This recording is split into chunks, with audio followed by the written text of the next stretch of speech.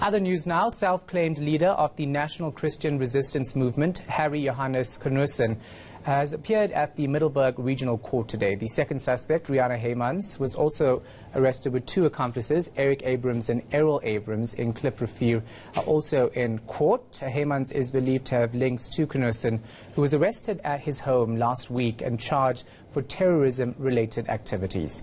He's accused of plotting to target national key points, shopping malls, and informal settlements.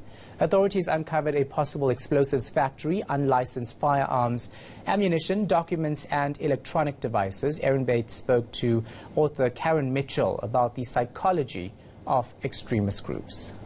This is a nationwide movement, a white supremacist, racist movement, as is clear from some of Knussen's posts about a white race and his theology, as it were. And I'm joined now by journalist and author Karen Mitchell. She was in court with me this morning, Tumelo, and she has some insight into how white supremacist, racist movements in South Africa operate, in this case the Boeremag. So Karen, just to get some comparison on this movement and what you've learned about the Boeremag through your research.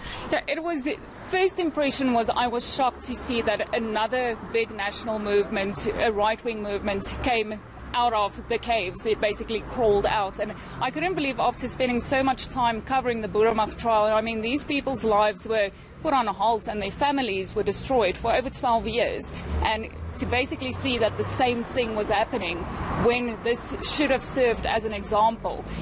What's interesting with trying to draw parallels at the moment, the main thing is, if it's a nationwide structure, there has to have been an established network. It's a lot of people that are involved, and it's also, you don't know what the people on the ground were being told they were getting involved with.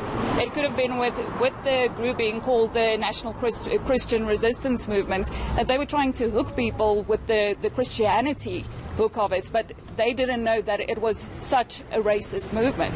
And at the moment, I mean, details are still very few at this stage, and we'll figure it out as we hear more. But in your work, you worked with someone who was an insider in the Boeremag, but an investigator working to bring terrorists to account. How does that sort of information come through to the authorities? We know in this case the Hawks, National Crime Intelligence and Crimes Against the State squad were all involved. Yeah, so basically the lead investigator on the Boeremag trial, he was called out to a particular crime scene, and then a few months later another crime scene happened, and suddenly they realized, hold on, there's the same modus operandi happening here. And it was a case of them literally having to link 3 or 4 dockets at the same time until they had enough evidence to basically establish, listen guys, these are all one group that's operating with the same ideals. And in this case, we understand that the plan was to hit highly populated areas on Black Friday, informal settlements, shopping malls, and then, of course, distinct from those two, national key points. So how do you think, or what have you gathered from speaking to some of the investigators, was the tip-off here to prevent those planned murders? I certainly think that with them perhaps receiving a tip-off that this was going to happen on Black Friday, they might only have gotten these guys on their radar, wouldn't have been too worried about them yet, but the moment they heard, listen, there's something planned for tomorrow, they probably had no choice but to go and arrest them, even though nothing has happened yet. But that is what these authorities do on a daily basis, and we don't realize it as South Africans how much they are doing in the background to actually keep you and I and everybody around us safe on the streets, to be able to not be threatened by racists or right-wingers.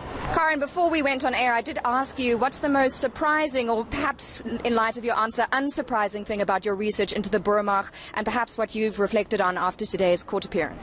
Yeah, it's literally, these men were average, normal men. They could have been your grandfather, it could have been my father. I mean, all of these men have children they've been to university now, life is continuing as normal. These people were not your cut-out picture of a white supremacist. They were normal, average men with wives and children at home, and that